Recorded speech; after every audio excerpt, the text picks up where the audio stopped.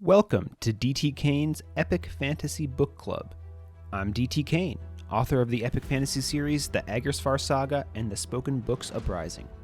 Each week, I read from one of my novels, discuss my writing process, answer your questions, and have general discussions about fantasy fiction. It's like a book club, except I do all the work for you. Find show notes, info about all my novels, and much more at dtkane.com. Here's the show.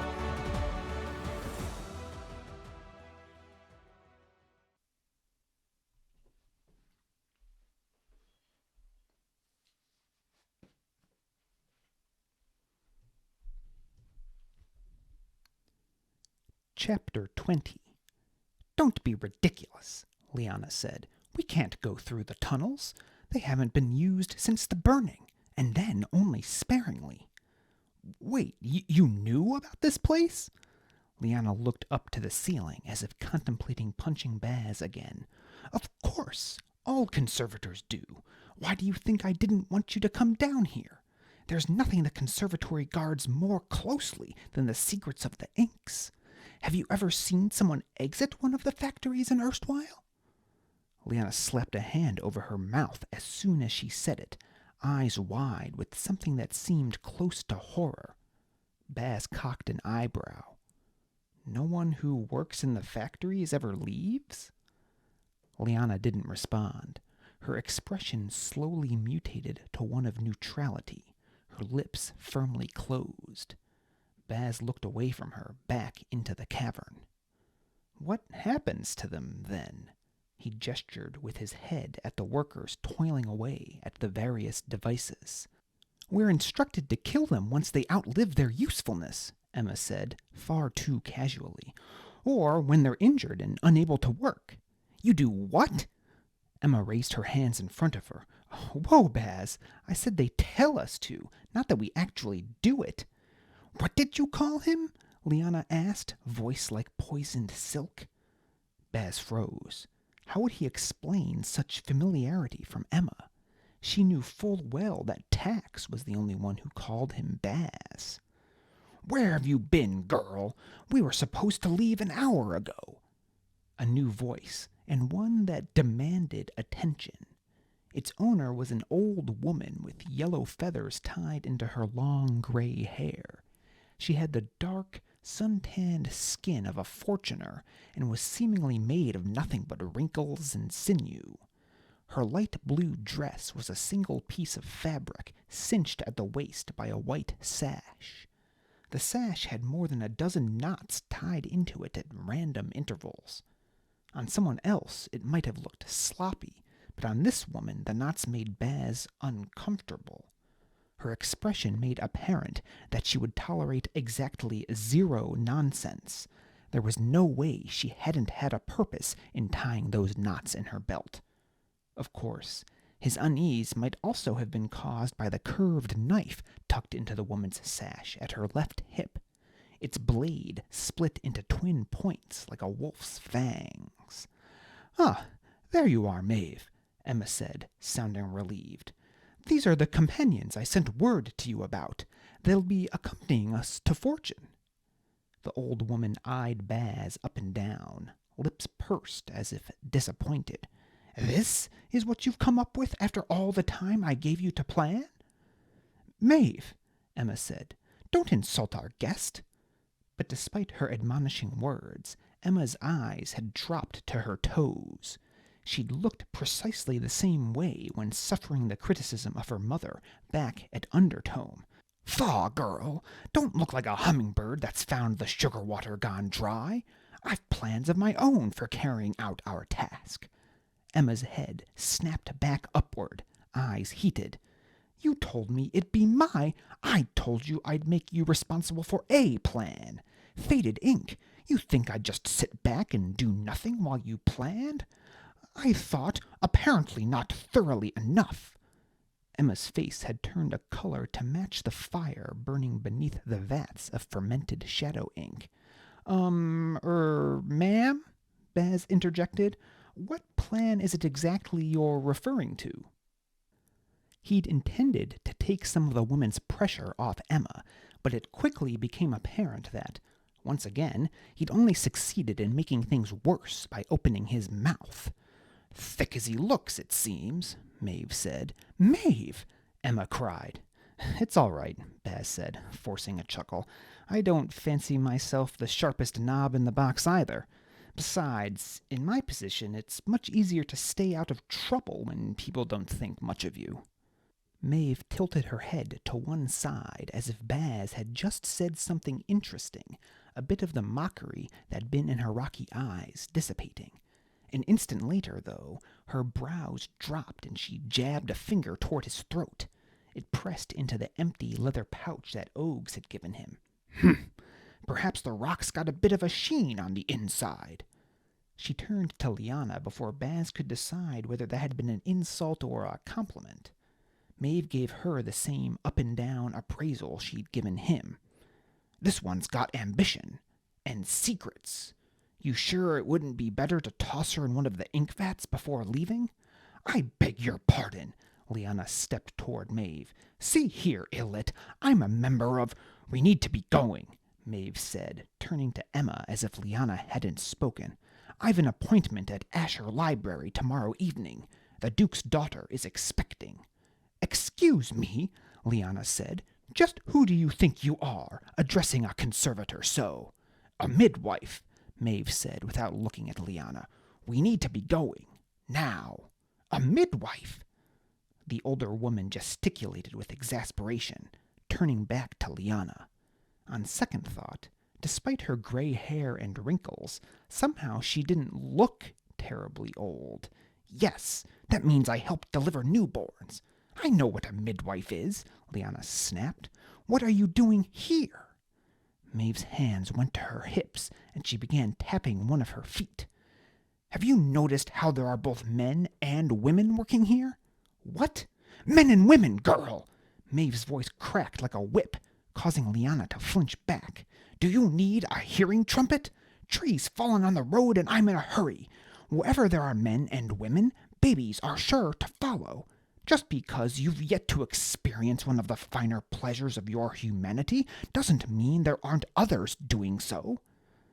Baz began to laugh, but quickly turned it into a cough. Judging by the glare Leanna turned in his direction, she had not fallen for his subterfuge. However, the scarlet in her cheeks also suggested that she wasn't about to open her mouth again where Mauve could hear. "Yes, well," Ehma said, assertively clearing her throat. "Perhaps we should go, then." Mauve walked away without another word. Ehma turned to the side and held out an arm in the direction the old woman was taking, entreating them to follow. Baz moved to comply, but stopped when Leanna spoke. "What do you mean, go? You can't actually be serious about the tunnels. Even if they weren't infested with the most dangerous beasts in all Oration, it would take weeks to trek through the dark and arrive at the groves of outside Fortune." Ehma aimed a thin smile at Leanna. "There are some things, Madam Conservator, that not all conservators know. You may have noted that Mauve said Asher Library is expecting her services tomorrow evening. I presume you know where Asher Library is?" "Well, certainly," Leanna said. "It's in Fortune. But what does—" Emma's eyebrows rose. "Does Mauve look like one who is ever late for appointments?" The question was intended for Leanna, but instead Baz muttered, "No, though I doubt anyone would dare to point it out to her if she ever was." Emma's eyes sparkled, but she kept silent and motioned once more for them to follow Mauve. This time Leanna complied, a mix of exasperation and curiosity on her face. Baz followed, Ehma walking beside him. "Who is she?" Baz asked in a low tone, though apparently not quiet enough for Emma's liking. "You heard her," she said through an obviously forced smile. "She's a midwife. A good one, too. She serves most of the libraries in Fortune. I even hear she's currently engaged by a countess at Leanna Library." "Oh," Baz said. He supposed he could see some potential benefits to knowing such a person. "What's the significance of the knots in her belt?" Emma's silence validated Baz's earlier reaction, An inexplicable foreboding filled his gut. "You'll need to ask her about those," Ehma finally replied. Definitely foreboding. But before Baz could press further, they caught up to Mauve and Leanna, who had both stopped at the top of a raised wooden platform. About a dozen feet below the platform's edge was what looked like a road with wagon ruts in it, except the ruts appeared to be steel beams with boards laid across them. This road headed off into a narrow tunnel that was quickly consumed by darkness. However, far more interesting than the strange road was what sat atop it, directly in front of the platform. It vaguely resembled an enormous wagon, though the only thing that really caused Baz to think of a wagon was that it had wheels, and Baz had never seen anything other than a cart or wagon with wheels. It more closely resembled the body of a dragon, or perhaps a worm was a more apt description, as it didn't have any limbs. It was made all of jet-black iron, and an orange glow emanated from within it, just like a dragon's flame. Steam rose from a chimney located about where the dragon's snout would have started. That snout ended in a narrow tip like an axe's edge, as if whoever had constructed this bizarre vehicle expected it to encounter enemies in its path and cleave them in two. Several men were standing atop the contraption. Two of them were carefully tipping a large crate into an open hatch behind the chimney, while a third directed. Black, jagged chunks of rock tumbled from the container into the mysterious conveyance. "What is it?" Leanna asked. "The Enigma called it an iron dragon," Ehma said. "That's the only record we have of any name for it, so that's what we call it, too. Supposedly, he built it at the request of Halifax erstwhile himself. He wanted a faster way to travel. There were originally plans to build special roads for them above ground as well, but..." Ehma shrugged. "You know the stories, that the scribes could simply transport themselves from place to place at will, so I guess transportation was never high on their list of priorities." For some reason, Mauve snorted at that comment. "And this is how you plan to get me to fortune?" Leanna said, pointedly ignoring the older woman. "That tunnel leads straight there," Ehma said, motioning into the darkness. "Well, to the groves of anyway. Close enough. But..." Leanna took a deep breath. "Shadow breathers live down there." "That's why you stay inside the Iron Dragon during the trip," Ehma said. Judging by the twinkle in her eyes, she was enjoying Leanna's consternation. Baz was with Leanna, though. Intentionally traveling into the lair of any creature with breather in its name sounded like a terrible idea. However, the women didn't seem interested in his opinion, and though he was often a slow learner, he'd seen enough to know that it'd be best to keep quiet. "Time's wasting, ladies," Mauve interjected. "I'm starting her up and leaving whether you're on board or not." With that, Mauve stepped off the platform and onto the Iron Dragon, moving much more lithely than Baz would have thought possible for a woman of her apparent age. She disappeared through a door that led into the Iron Dragon. "Wait," Leanna said. "She can't come. She's seen the factory." Mauve's head poked back out of the Iron Dragon. "Listen here, missy. I've seen the most powerful women in all of Oration, naked and screaming in pain. I've slapped heirs and at least one duke of Fortune's libraries on the rear until they howled.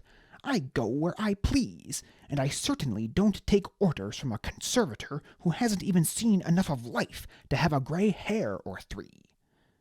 She disappeared back into the Iron Dragon before Leanna could retort, though judging by her open mouth and surprised eyes, no response had been forthcoming anyway.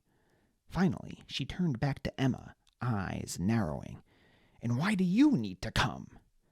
Ehma shrugged and followed Mauve into the Iron Dragon.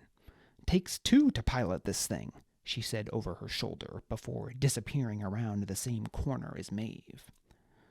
Leanna gave a very unladylike growl of frustration. She also might have stamped her foot, but Baz felt certain he'd be assaulted for pointing that out, so tried to pretend he hadn't seen it. "Come on, Leanna," he said. "Looks like this is the only way we can get to Fortune from here. We'll miss the Congress for sure any other way." The look of anger on Leanna's face slowly turned to steely resolve. "Let's be about it, then," she said. "But you've got some explaining to do, Bastion." Great, Baz thought.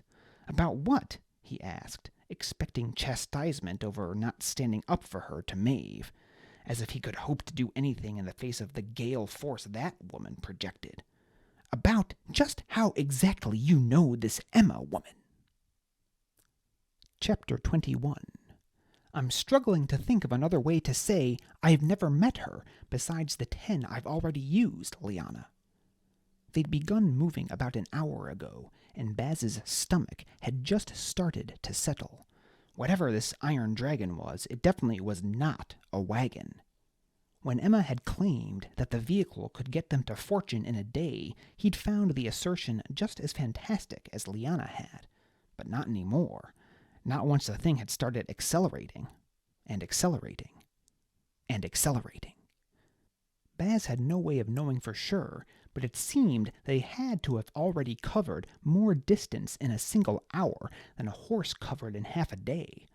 At such a speed, they'd reach Fortune in less than a day. The interior of the Iron Dragon was broken into 3 sections. At the front was the jockey box. At least, that's what it would have been called on a wagon.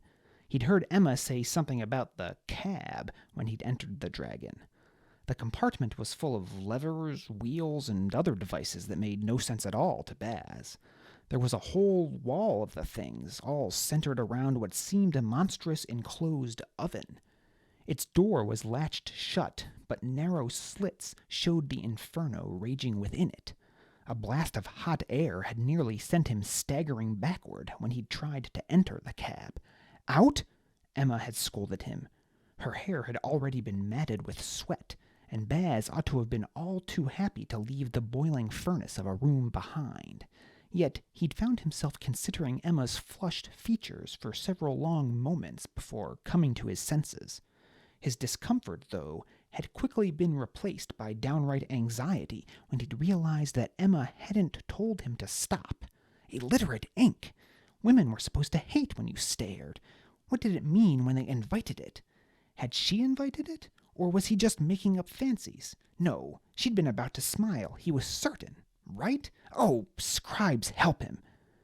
Turning away from the cab and heading deeper into the Iron Dragon had brought Baz and Leanna to a narrow hall with black lacquer walls and an oak chair railing running its length. There were 2 doors on either side of the hall and one at its end.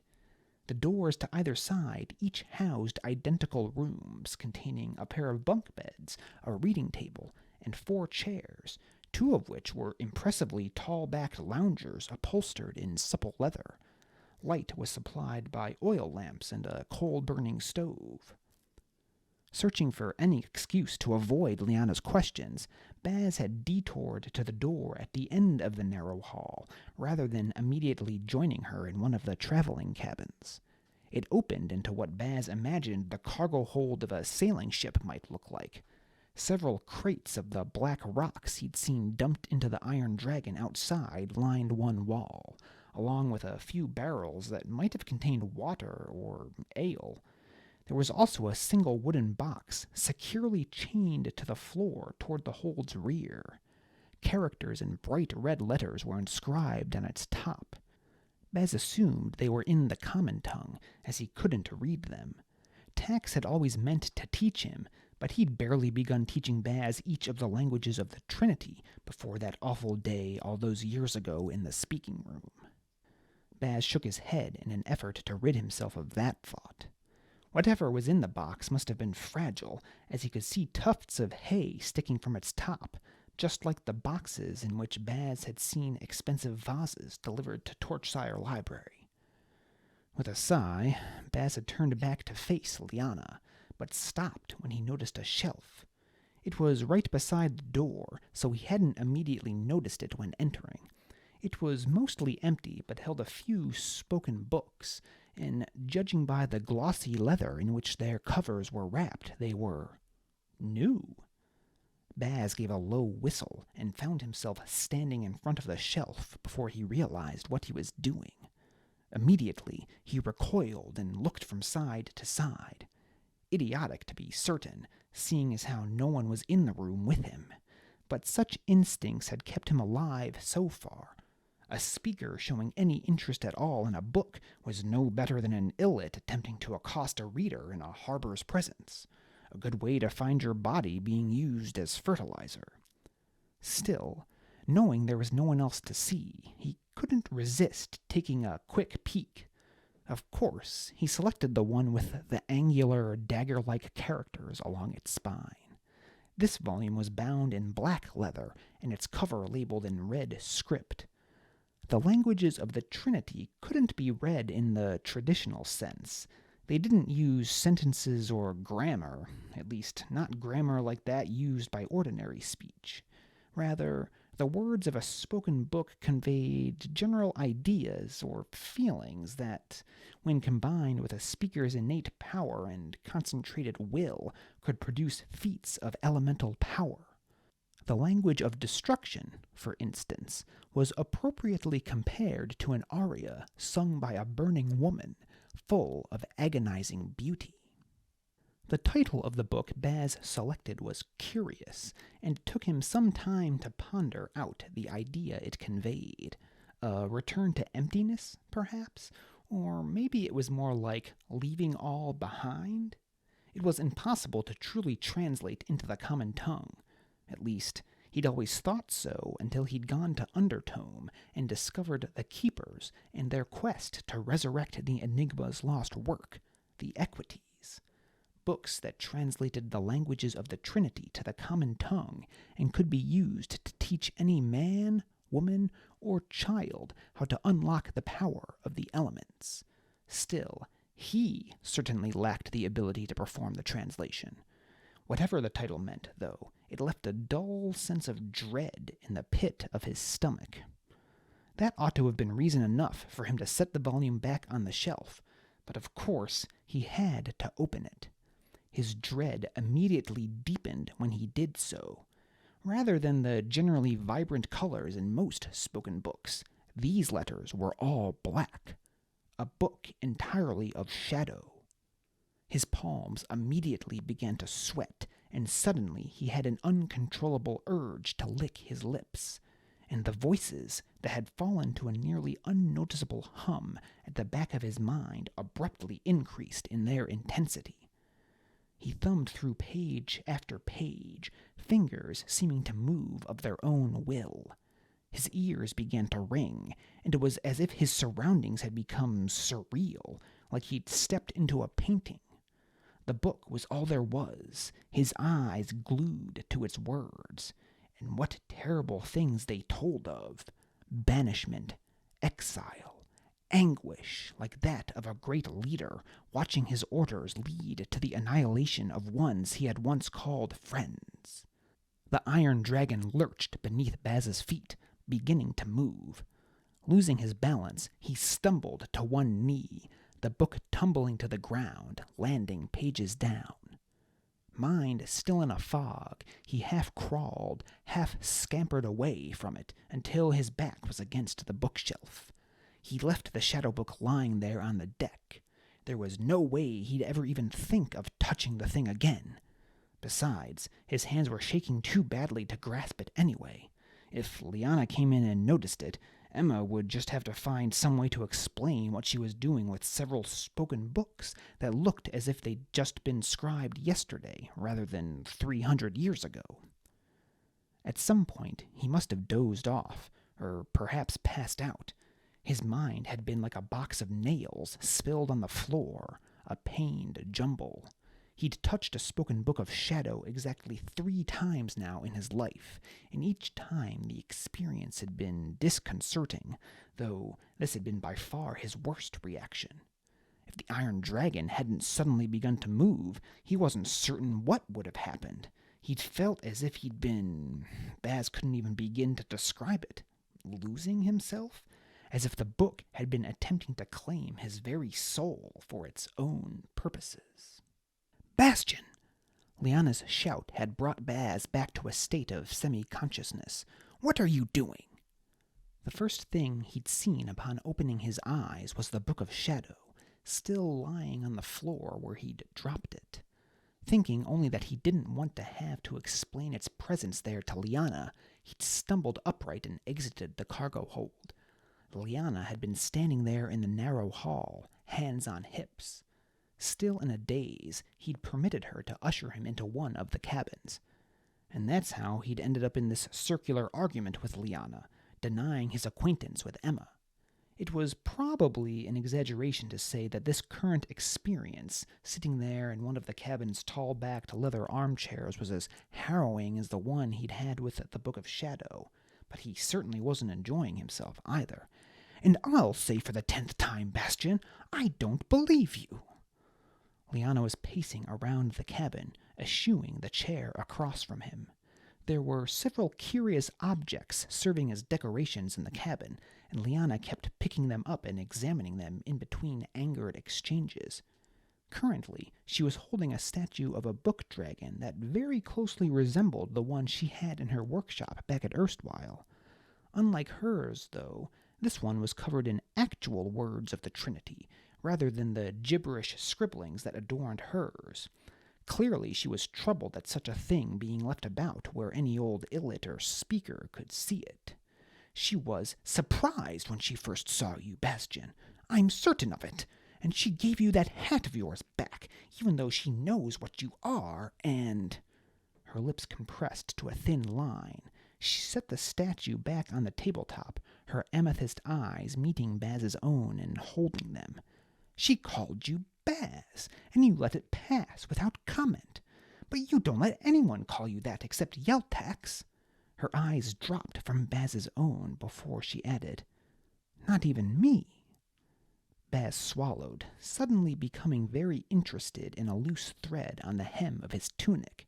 She sounded so hurt. But why? The topic of his name had never even come up between the two of them. She'd always called him Bastion.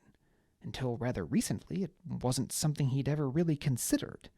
No one beyond Tax had ever possessed a desire to reach a level of familiarity that would have warranted considering whether he wanted them to call him Baz. When Rox had inadvertently called him by that name after saving him from the evil that lay trapped in the bowels of Undertome, it felt right somehow to let him use the name. But look where that had gotten him. Reaffirmation of a truth he'd always known, that people were unreliable. How could he ever permit himself to trust another person enough that he'd be comfortable with them calling him Baz? "We're friends, Bastion, aren't we?" Baz grimaced, eyes still focused on that loose thread. Were they? He wasn't even certain what a friend truly was. Comparatively speaking, he liked Leanna far more than almost any other person with whom he interacted on a regular basis, and the way her eyes sparkled when she smiled. But did that make her a friend? And even if it did, thinking of her as such and giving life to the thought by saying it aloud were two entirely different things. Speakers can't afford to have friends, Leanna. "Bloody burning books!" Leanna slammed a hand down on the table. The blow knocked the book dragon statue onto its side and nearly off the table. Baz jumped at the outburst, eyes involuntarily meeting Leanna's own. Was she crying? "Can't you say anything honest to me at all?" Baz looked away again. "Don't talk to me about honesty, Leanna. You profess to be my friend, but treat me like a slave, just like the readers when it counts." Leanna went rigid. Baz chanced a glance back at her and was startled to find tears rolling down both her cheeks. It's just how things are. What am I supposed to do? Act like I don't agree with how you're treated? Where would that get us? I'd be expelled from the Conservatory, and you'd still be a slave. Is that what you tell yourself each time they kill another batch of factory workers? Leanna's shoulders began to quake. "Stand up!" "What?" "Stand up!" she shrieked. Baz shot up from his seat as if yanked by a chain. Leanna moved to stand before him, holding his gaze with red-brimmed eyes. Then she slapped him across the face. The sound echoed off the room's high ceiling. Baz let out a grunt of surprise, stumbling half a step to the side. He'd bit his tongue and tasted blood, like biting down on a knife's edge. With a deep breath, he straightened and looked back to Leanna. She raised her hand and made to strike him again, but he caught her arm at the wrist and held firm. She struggled, trying in vain to free herself. All the while, Baz just stared into her eyes. They burned with a passion, mostly anger, but not all. When she ceased her struggles, they stood there in silence for several moments, just staring at one another. Leanna's lower lip trembled. Her lips. Baz pulled Leanna close and kissed her.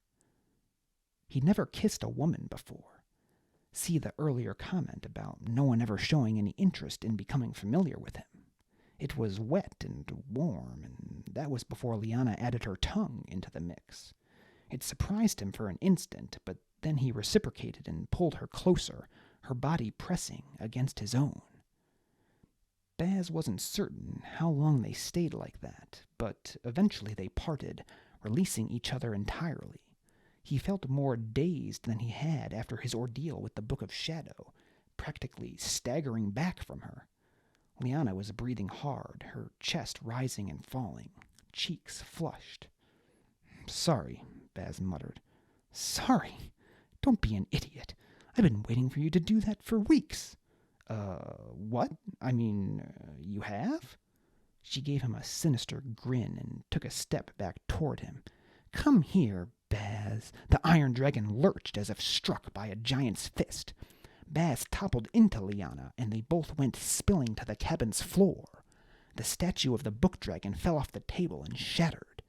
The sound of steel grinding on steel whined through the compartment, so loud Baz covered his ears. They lurched once more, sending Baz and Leanna both tumbling into a wall. Baz lay there dazed for several moments before realizing they were no longer moving. Slowly, he pushed himself into a sitting position. Then he heard the roar.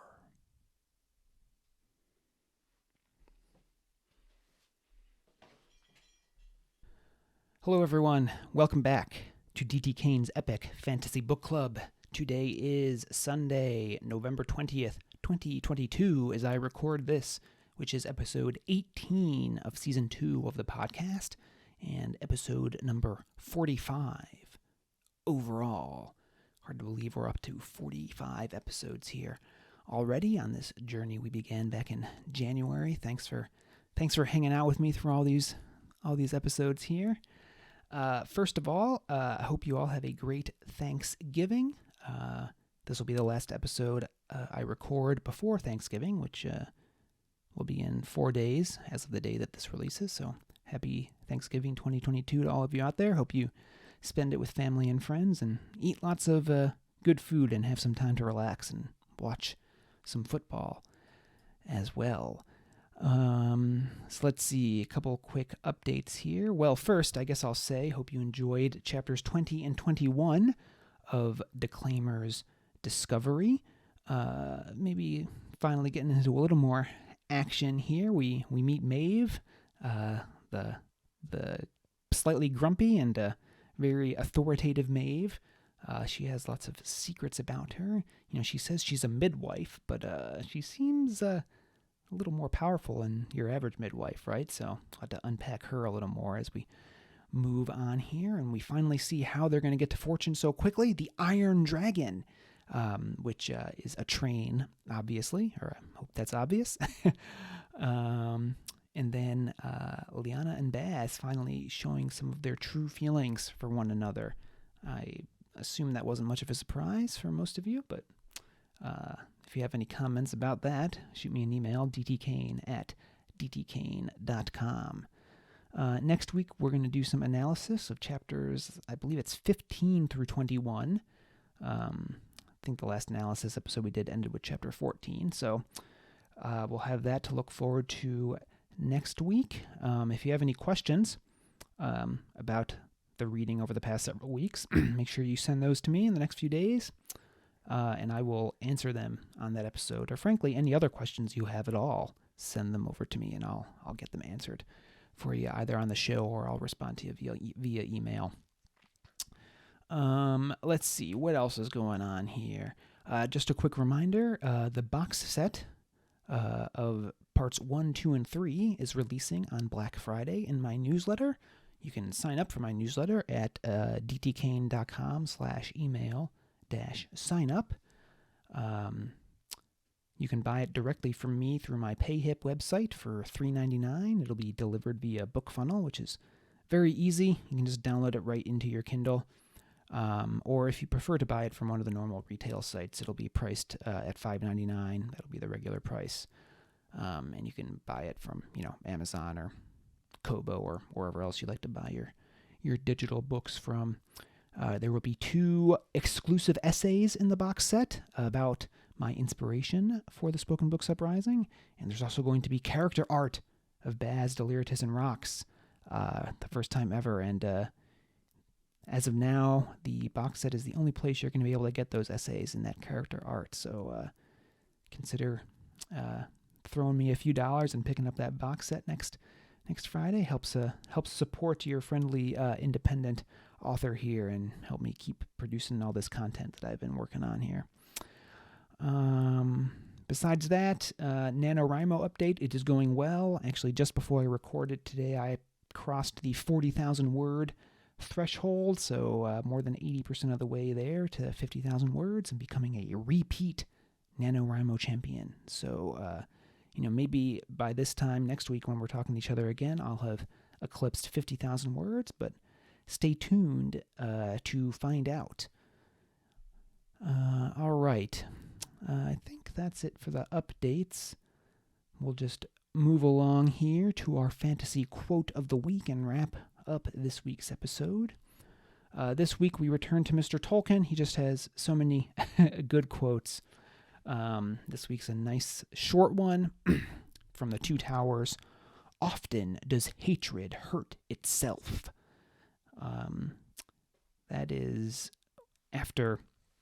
That's after they've talked to Saruman up in his tower, and he's kind of hidden himself away. Gandalf says that about him. If you were wondering exactly where in The Two Towers that is, that's in the book, by the way. I don't know if that exact line is in the movie or not, but it's definitely in the book. I looked it up in my copy. Often does hatred hurt itself. In my little interpretation here. Hatred, or any other negative emotion, tends to feel good in the moment. We are hurt, or angry, or distraught, and we need somewhere to direct our anguish, somewhere other than ourselves. But that which we do for quick relief is rarely a true remedy. Indeed, it is likely to do the opposite, make a disease out of what was only a temporary discomfort. Hatred, anger, or even simple dislike are things we must cling to like drunks to the bottle, or, given the upcoming holiday, shopaholics to their credit cards. Letting them go would force us to face ourselves, and it's so much easier to shift the blame elsewhere. But hiding behind negativity is like grasping at the jagged rocks of a cliff. It may delay your fall, but it still hurts you. So look past your spite, your ire, your discontent, and instead choose acceptance and peace and love. Especially this time of year, embrace the positive and count your blessings, not your frustrations. Hope that's a nice sentiment to send you into your long Thanksgiving weekends here. And just as a reminder, if you have a favorite fantasy quote you'd like me to feature on a future episode and in my weekly newsletter, just shoot me an email at dtkane@dtkane.com. We've had a few user-submitted quotes over the past couple months here, so keep sending those in. I like when people give me quotes. It saves me from having to scroll through Goodreads looking for good quotes on my own. All right, that is all for this week again. Happy Thanksgiving, everyone. I hope you all have a safe and peaceful long week. And don't do too much online shopping. But if you do, consider picking up a copy of my my box set here. Just a reminder, it'll be in the newsletter next Friday. All right, so that's all for now. And until next time, this has been D.T. Kane's Epic Fantasy Book Club. Thanks for listening to D.T. Kane's Epic Fantasy Book Club. If you liked today's episode, please consider rating and reviewing wherever you listen to podcasts. If you're watching on YouTube, give this video a thumbs up if you liked it, and hit that subscribe button and the bell so you get notified whenever new episodes become available. If you'd like to listen to back episodes or review the show notes, visit dtkane.com/podcast. D.T. Kane's novels are available for purchase at most major online retailers, or you can purchase directly from his website at www.dtkane.com/books. You can receive a free short story and sign up for D.T. Kane's mailing list at dtkane.com/email-signup. If you'd like to connect, you can find D.T. Kane on Facebook at D.T. Kane Author or Twitter at D.T. Kane Author, or send D.T. Kane an email at dtkane@dtkane.com. See you next week.